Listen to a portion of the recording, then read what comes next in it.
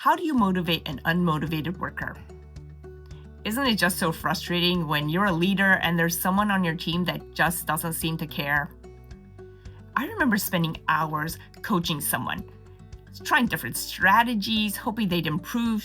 I'd clarify expectations.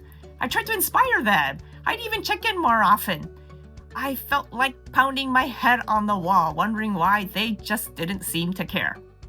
Now, I recall this person was always late, and I said super clearly, "You need to be here at the top of the hour." And the next day, bam, right on time. And I thought, oh, hey, great, it worked. But the day after, 1 minute late, and then 2 minutes late, then 3, and then later and later and later until I said something again. And we were back to square one. Our meetings didn't seem to help. I felt like pulling my hair out. Maybe you have someone like that. And you're wondering, why won't they change? Why don't they care? What am I missing? Now, if I tried to unpack every possible reason why someone might lack motivation, well, this would be a very long video. Because people are complex and there's a multitude of motivations that they have. But I do want to share one concept that helped me think through the way that I lead. And maybe it might help you too. Because everyone is wired differently. When my kids were little, we used to use timeouts as a form of discipline, putting them in the corner and having them face the wall. Now, one child hated it. Just sobbing in the corner. It was so sad. We had to stop the grandparents from trying to rescue because it was so pitiful. But it worked. No more discipline problems. But the other child? Sure, this was a timeout corner, but hey, that's a great place to do handstands, or singing songs to oneself, or sucking one's thumb for comfort, even taking a nap. Technically, it was not violating timeout since my child was facing the wall the whole time. We had the same discipline for both kids. For one, it worked. For the other, it didn't. Likewise with employees, what motivates one person might mean nothing to another. And that's why I really appreciate this concept called white hat and black hat motivation.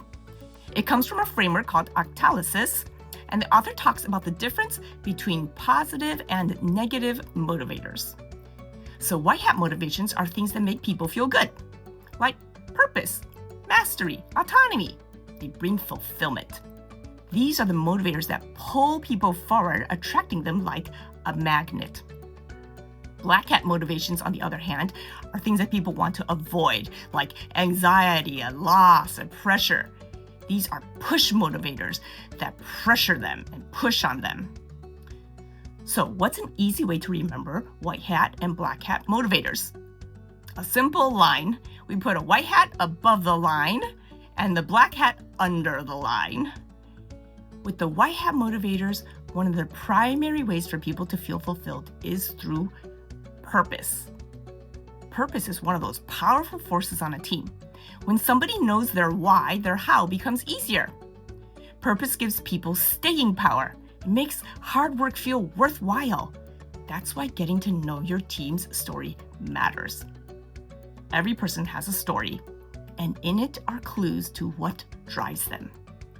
Motivation begins with understanding. I've learned that I'm highly energized by white hat motivators. I love to learn. And if I'm not learning, I get bored.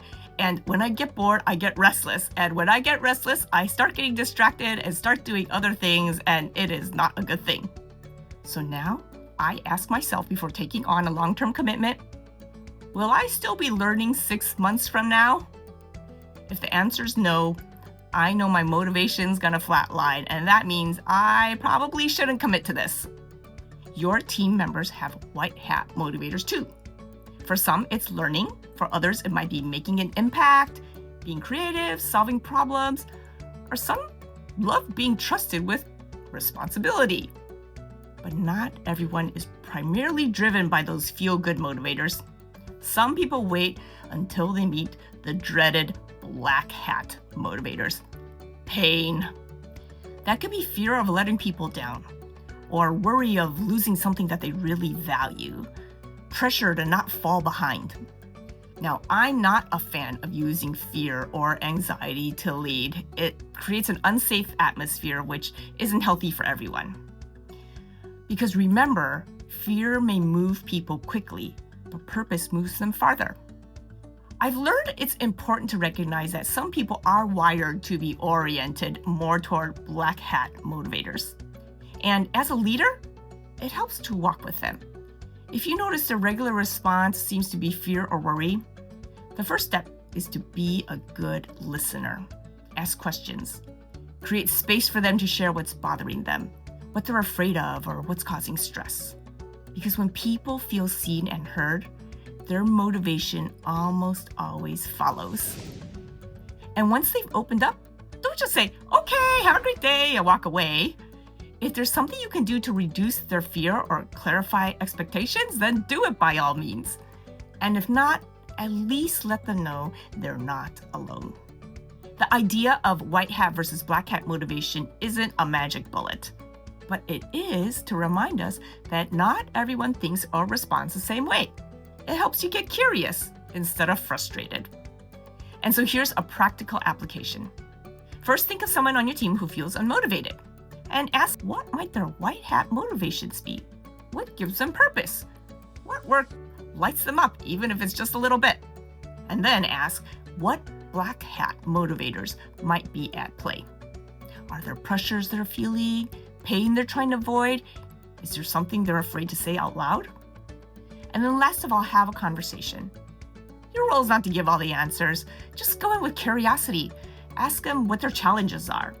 And then listen and figure out what small changes you can make to help. You don't need big rewards to motivate people. Just start by seeing what matters to them.